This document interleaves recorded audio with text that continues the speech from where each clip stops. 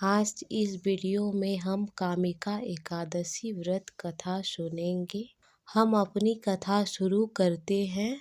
कुंती पुत्र धर्मराज युधिष्ठिर कहने लगे, भगवान आषाढ़ शुक्ल देव एकादशी तथा चतुर्थ मास महत्व मैंने भली प्रकार से सुना।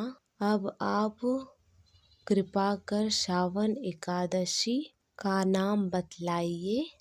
श्री कृष्ण भगवान कहने लगे, हे युधिष्ठिर, यह एकादशी की कथा एक समय ब्रह्मा ने देवर्षि नारद कही थी, वही मैं तुमसे कहता हूँ।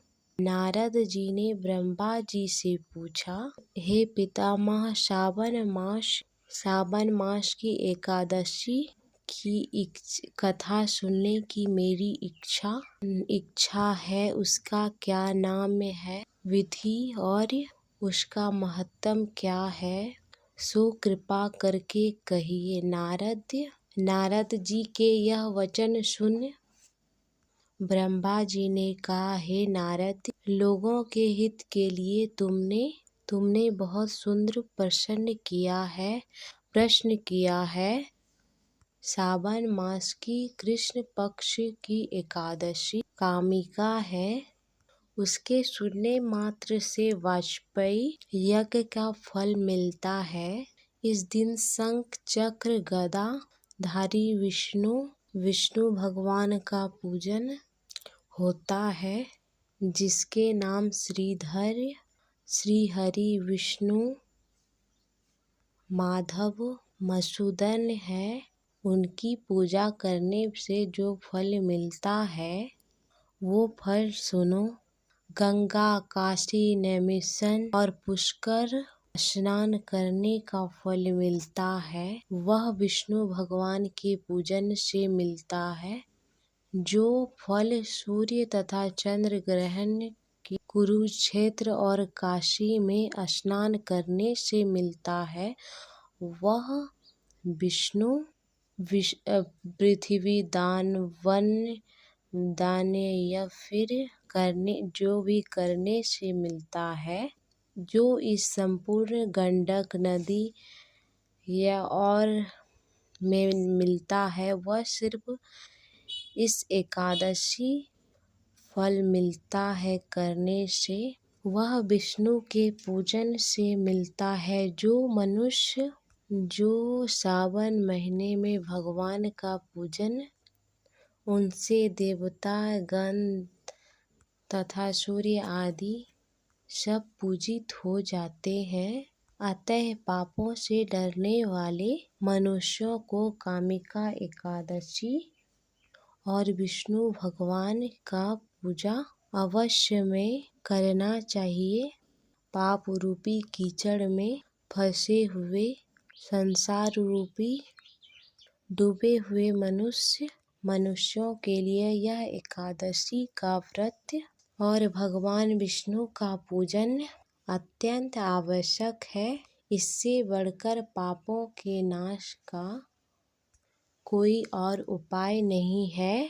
हे नारद, स्वयं भगवान ने ही कहा है, कामिका एकादशी को जीव योनि में प्राप्त नहीं होता है। जो मनुष्य इस एकादशी के दिन तुलसी तल विष्णु भगवान को अर्पण करता है, वे इस संसार के समस्त पापों दूर रहते हैं।